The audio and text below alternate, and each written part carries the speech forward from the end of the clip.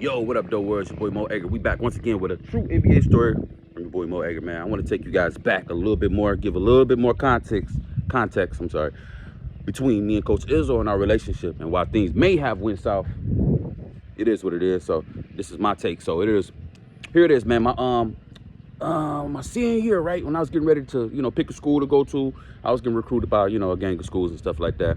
But it was down in like Michigan State, Missouri, and I actually committed to Missouri. That's another story. But anyway, so boom, IZZO, Magic Johnson. They come to the crib. You know what I'm saying? You know how it is. Recruiting is one thing. We took IZZO to church. They went to church with us. Irv went to church with us. You know what I'm saying? We bring it back to the crib. They in the hood and everything. They're trying to figure out like what's going on around us. But anyway, we take them back to the house, have dinner. Boom, sit in the living room. They giving my mom all of the jazz to bring me to go to Michigan State. Yeah, we're Michigan State. This is IZZO.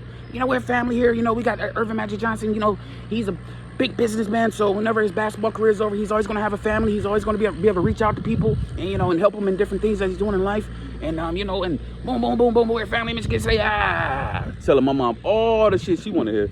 And then Magic Johnson, he's charming. So it's like, yeah, Miss Ager, Miss Maddie. He called her Miss Maddie. Yeah, Miss Maddie, we're going to make sure your son is good at Michigan State, all is well. And boom, boom, boom, giving her all the... So, my mom was sold. It is what it is. But the last thing, she was like, well, one thing that's very important for us is that, Reese get a chance to go to church on Sundays. And, we know that you have practice on, Sunday mornings at 9 o'clock, 10 o'clock. And then, for me, I was like, yeah, for sure. I'd rather, I want to go to church, continue to strengthen my faith. And, that was my thing at the time. So I convinced IZZO, I'm like, listen, man, if I come to Michigan State, you got to move that practice from at least 10 o'clock to like 1:30 so I can go to church, whatever. Boom, boom. It meant a lot for me at that time. You can look it up, man. This is a story. It's out there. So he was like, I looked in his face. He didn't look very happy about it. He couldn't even have it. I'm like, damn, this nigga, like, he mad as hell about it. But anyway, he's like, oh, okay, yeah, we can do that. And then my mom was like, okay, yeah, we'll think about it. You know what I'm saying? My mom was very involved in that process. She was like, all right, we'll think about it. So fast forward later, my first 2 years of Michigan State, I was clean. I didn't drink. I didn't smoke. I partied a little bit. I still got my rocks off too. Don't get me wrong. You know what I'm saying? I wasn't a complete saint, but I wasn't as open as I was, later on. So anyway, my junior year, my first 2 years, no drinking, no smoking, nothing. Rarely party. Everybody knew that. Clean mouth. I ain't cuss that much. I cuss every night. But the thing is, my junior year, I turned 21. Like, I want to say a couple of days before we played the University of Michigan. And if you don't know, Michigan is like our rival, right? We beat them dudes. I get off. I get my, I get my rocks off against Michigan.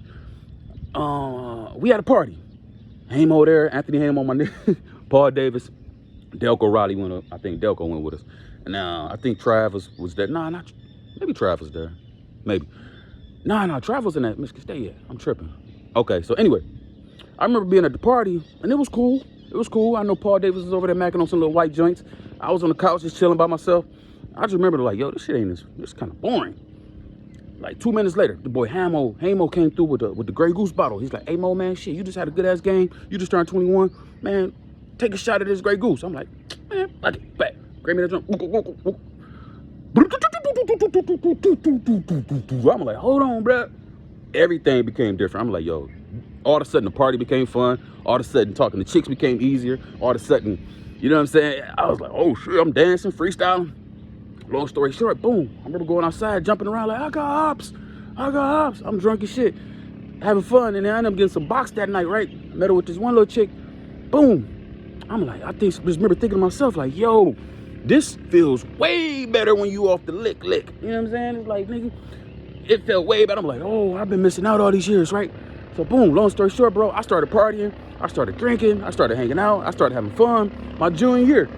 And that never sat well with Coach IZZO and them because I already had developed a reputation of being this clean-cut kid, right? So, like I told you on one of the old stories, he's like, yeah, you're supposed to be one of the good ones. So when I started to party and enjoy my life and begin to, tap in on my experience and experience things that I wanted to experience, it never sat well with him because guess what? I stopped going to church as much. You feel me? I started missing church in the morning. And long story short, Michigan State is CIA. IZZO is CIA. They found out everything. So they found out I wasn't really going to church as much. I remember Coach Monty bring me into the office like, hey, what's up, Mo? What's going on, man?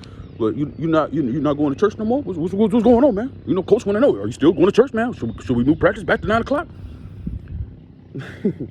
Long story short, years later, a very reliable source told me, like, yo, Izzo never liked the fact that you moved this practice from 9 o'clock to like 1:30 so you can go to church. He never liked that. Very reliable source. And I'm not going to throw him under the bus, but it is what it is. So whenever I decided to take a different journey, that's when our relationship started to go south. This is while I was still in college. I'm still doing my thing. I'm still leading the Big Ten in scoring. I'm still making all Big Ten NBA, all Big Ten NBA teams and stuff like that.